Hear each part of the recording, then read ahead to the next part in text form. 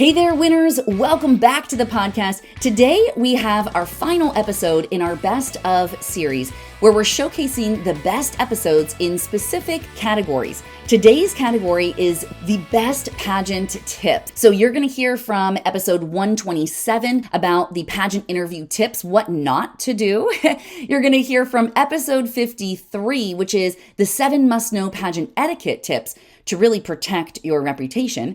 You're also going to listen to a snippet from episode 102, the top 8 pageant tips from the best national coaches, and episode 193, pageant tips for beginners, including the number 1 key to success. Now, when the podcast launched in 2015, it was the number 1 pageant podcast, but now 8 years later, we have seen some of these episodes get listened to thousands of times around the world and even rack up 1 million views or more on YouTube. So we really know that they are the best. So we wanted to compile these snippets so that you would know what to listen to next. Now, anytime you quickly want to find an episode so you can listen to the whole thing, go to winapageant.com/ and then enter the episode number. So for example, winapageant.com/127. Okay. Now I hope you enjoy this best of series and that it really directs your pageant preparation. Let's win a pageant. Judges want a woman that is relatable.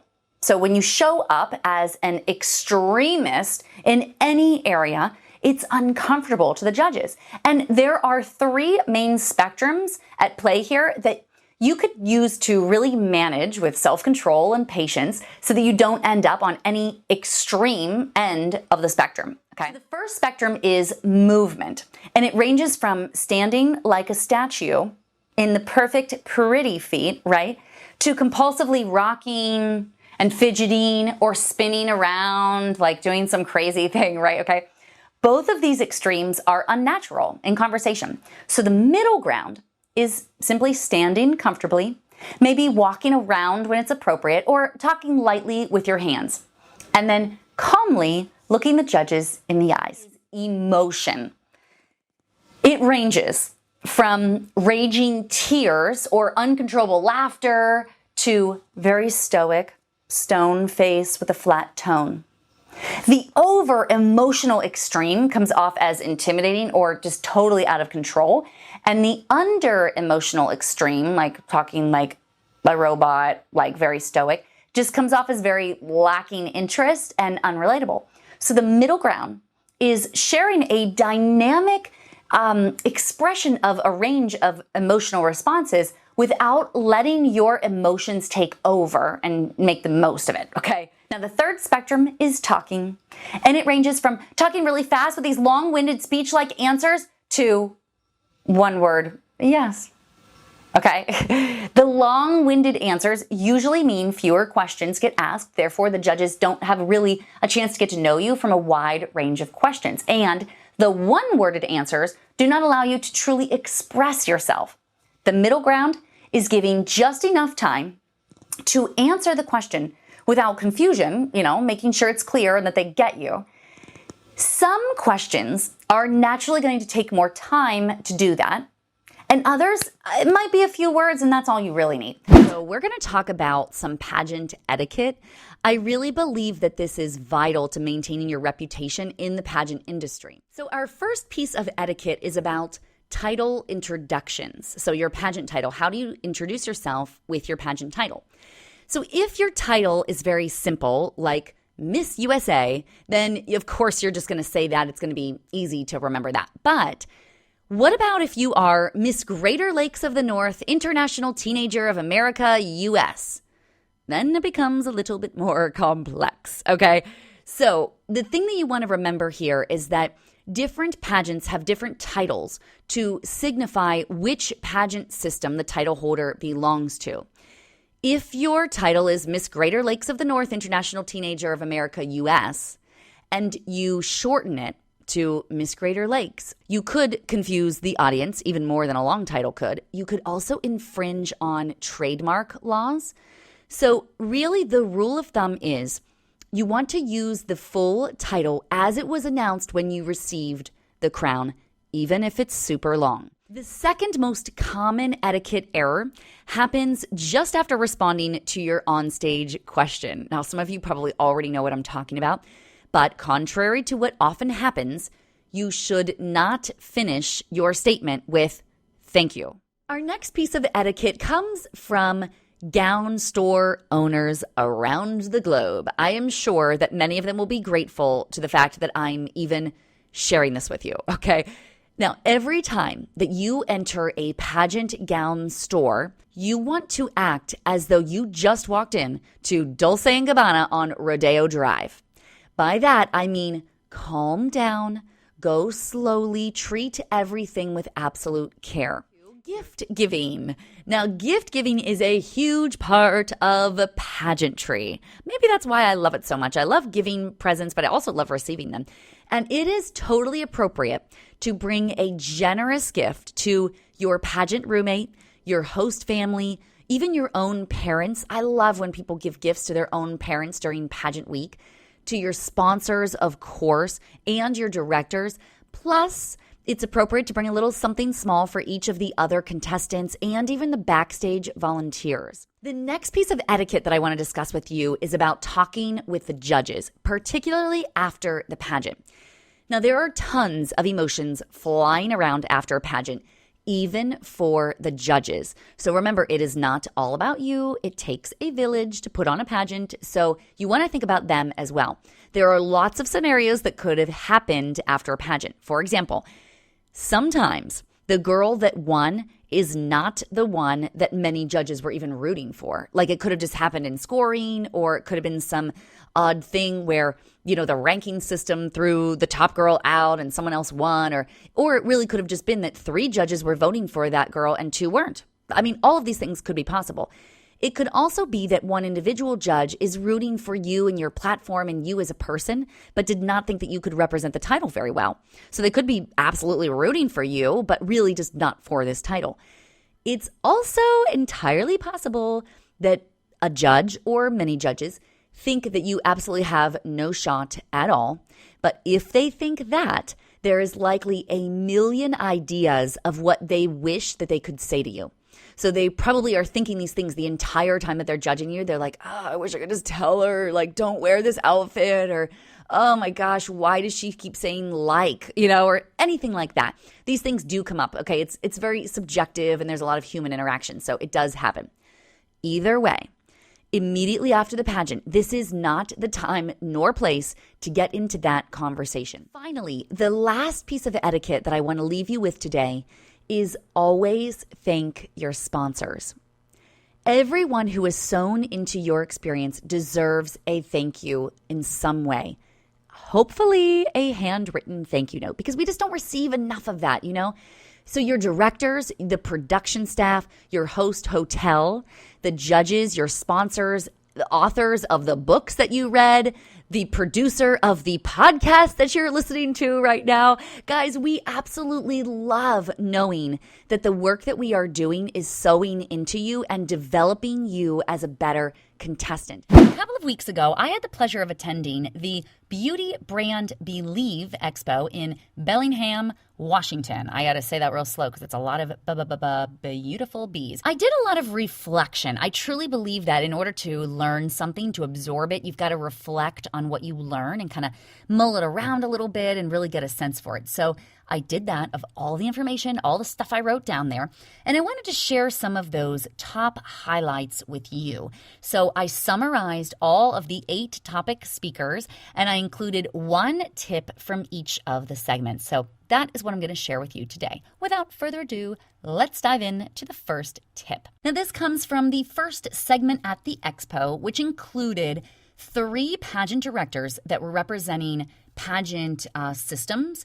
including Miss USA, Miss High School America and Collegiate and that whole jazz, and Mrs. America. So the resounding advice that they shared was the importance of carrying an attitude of kindness. The second segment was from Kathy from Bridal Elegance. Bridal Elegance is this hugely, wildly popular, it's also a huge store. It's a gown store for women in pageants, and Kathy gave some very specific advice that I think is really vital. Oftentimes, you know how you see like right now, capes on gowns are so cool. Like they're so in, right? And many years ago, it was like the one sleeve. And then it was, there's trends that come and go. And Kathy specifically said to not focus on what is trendy, but instead to focus on what flatters your body. Jorge Esteban, who is an interview coach, he shared, this is great. I couldn't agree more. He shared that one of his biggest pet peeves in an interview as a judge is when a contestant stands so firm. Like, you know how when a girl walks into her interview, and I get this because sometimes we can be so nervous that we just want to like stand perfectly still, like stiff as a board. But it's really uncomfortable for everybody else in the room because then we all get nervous like, oh, maybe I'm supposed to be like stand like stiff as a board too, right?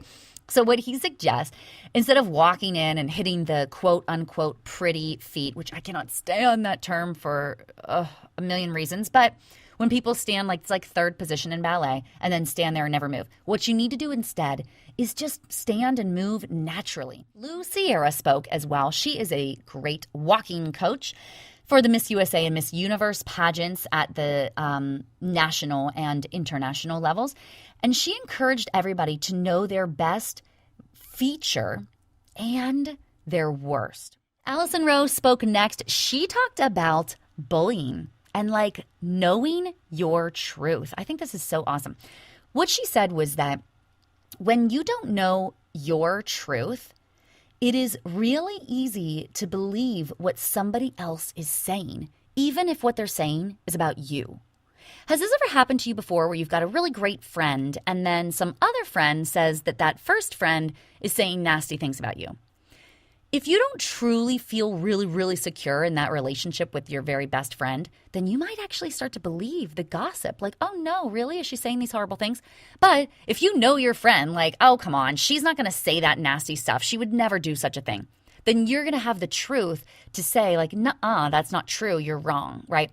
Same is true. Like a very basic example is if you are wearing a red dress and someone else says that the dress is yellow, you're going to be like, you're wrong. Like, this is definitely a red dress. I don't know how you even got yellow out of this red dress. Like, you must be crazy, right? So imagine if you know yourself so well and you know that you are smart, you are beautiful, you are caring, you are kind, you are loving, you are generous, then when somebody else calls you lazy or dumb or ugly or anything else that's other than those truths, you're going to be like, no, I'm not. They're crazy. Like, she's obviously lying right now. That is the best way to avoid bullying. Another is from the national makeup artist Austin Ride, who I know and love. Austin suggested, this is so good because a lot of people wonder, like, I mean, makeup can cost a ton of money. So where should you, if you were just like starting to build your makeup closet, where do you need to begin? Austin suggests that the best place to put your money is in your makeup brushes and your foundation. And then finally, Carrie gave an incredible tip about branding. Now, she said to think of one word that you want other people to think of when they think of you. I think she gave an incredible example of this. What she said was, if somebody got you a present, and they were like, oh my gosh, I thought of you when I saw this. This is so you. I had to get this for you. What would that thing be? Like, if that's the thing that you want everybody thinking about, what is going to be, if you open up this gift and they said that, what is going to be the first thing that comes to their mind when they think about you? Like, what would that be? And we have one prerequisite for all of the members inside of our academy. And the reason that they have to have this one thing that I'm going to explain to you today is because I know that with that, they will have a clear path to success. You have to be coachable. Are you coachable? What does that even mean in order to be the type of person that is coachable? So to be coachable is this. Number one, you have to be humble. And that means you got to check your ego, okay? But when you take a humble look at the things that you are doing, you enter into the second thing that coachability is, and this is curious.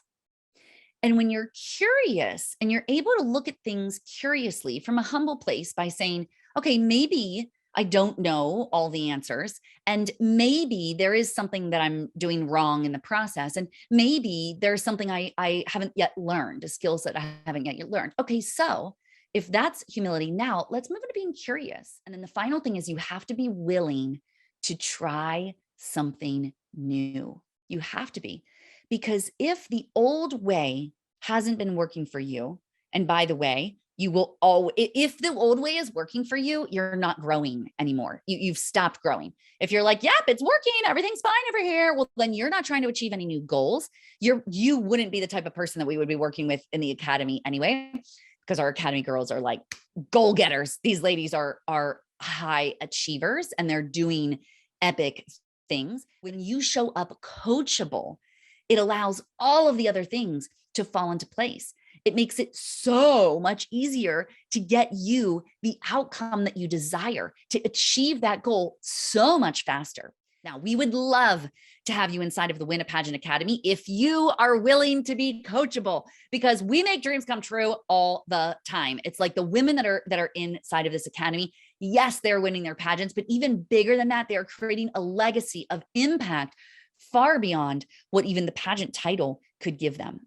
It's incredible to see what these women are doing inside of the academy. We would love to have you join us if that is something that you are interested in. winapageant.com/academy. We would love to have you join us. And if you are loving these videos and you're soaking it all up, then always you got to subscribe, but you want to also click the notifications button. Okay. I usually publish every single Wednesday, but just in case I want to make sure you do not miss anything. So subscribe, click the notifications, and I will see you on the next video.